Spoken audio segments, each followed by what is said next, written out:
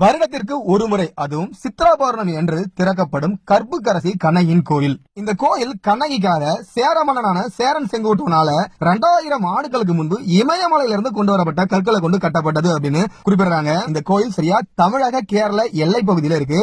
அதாவது தமிழக பகுதியில தேனி மாவட்டம் கூடலூர் அருகேயும், கேரளா பகுதியில இடுக்கி மாவட்டம் குமுளிக்கு அருகாமையிலும் இந்த கோயில் கரெக்டா லொகேட் ஆயிருக்கு. இந்த கோயிலுக்கு போறதுக்கு நம்ம தமிழ்நாட்டுல இருந்து போகணும் அப்படின்னா தேனி மாவட்டம் கம்பம் அருகே இருக்க பழையங்குடி அப்படின்ற கிராமத்துக்கு போயிடும். அங்க இருந்து கிட்டத்தட்ட 6 கிலோமீட்டர் காட்டு வழியில நடந்துதான் போகணும். தமிழ்நாட்டுல இருந்து இந்த கோயிலுக்கு வாகனத்துல போறதுக்கு பாதைகள் எதுவுமே இல்ல.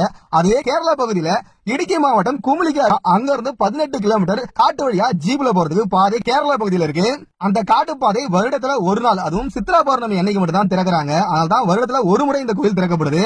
கிட்டத்தட்ட இந்த கோயில் பாத்தீங்கன்னா கடல் மட்டத்துல இருந்து 5000 அடி உயரத்துல இருக்கு. இங்க இருந்து பாக்குற வியூ எல்லாம் வேற லெவல்ல இருக்கும். அதுவும் நீங்க பழையங்குடியில இருந்து காட்டு வழியா நடந்து வரீங்கன்னா அந்த நடந்து வர பாதையோட எக்ஸ்பீரியன்ஸே வேற லெவல்ல இருக்குங்க. இந்த கண்ணகி கோயில மங்களதேவி கோயில் அப்படின்றாங்க. கேரள மக்கள் மங்களாதேவி கோயில் அப்படின்னு அழைக்கிறாங்க. இந்த கோயிலுக்கு அருகாமையிலே பாத்தீங்கன்னா கேரள மக்கள் வழிபட ஒரு துர்கை அம்மனோட கோயிலும் இருக்கு.